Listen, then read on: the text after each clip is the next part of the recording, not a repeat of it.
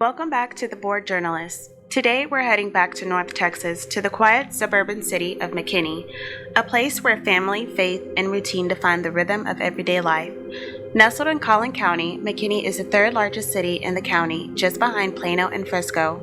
Known for its historic charm and tight-knit community, McKinney is often described as unique by nature. On April 20th, 2018, a chilling 911 call came from Morgan Sims' mother.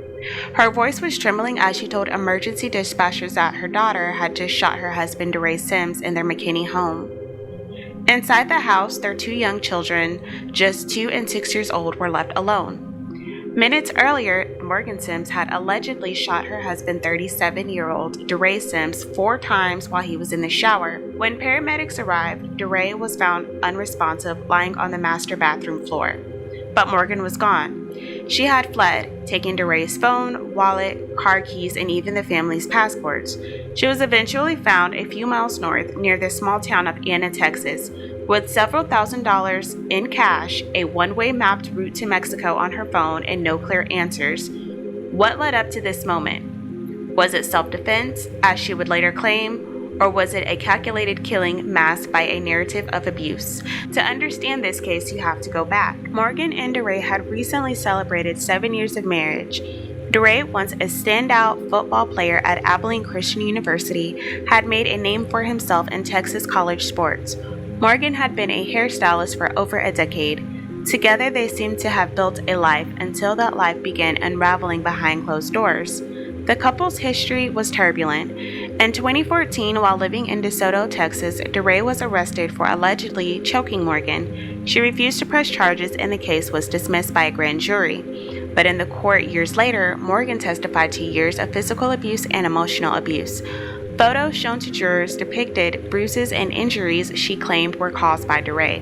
Her psychiatrist described her post-crime behavior, fleeing, panicking, grabbing valuables, as consistent with domestic abuse survivors.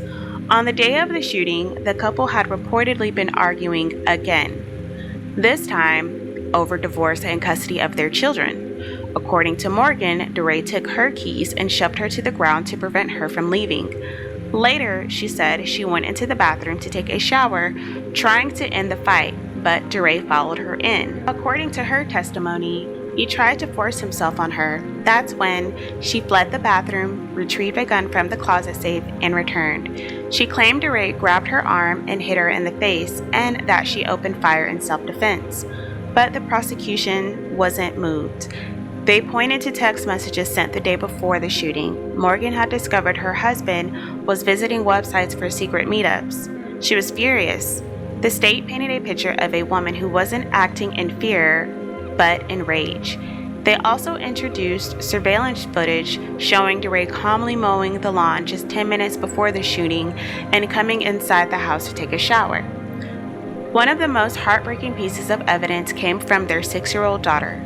She told police she heard her parents fighting. Then her mother sent her and her little brother to the living room to watch a movie.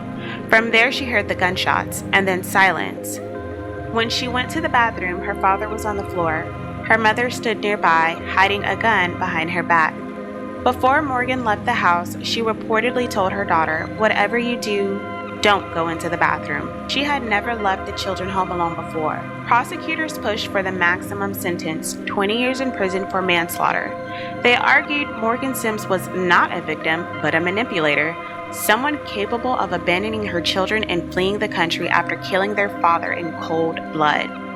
Her defense team, led by high-profile attorney Toby Shook, argued that this was not a murder. It was a last resort by a woman who had been pushed to her breaking point after years of abuse. In the end, the jury delivered a split verdict. Morgan Sims was acquitted of murder, but convicted of manslaughter.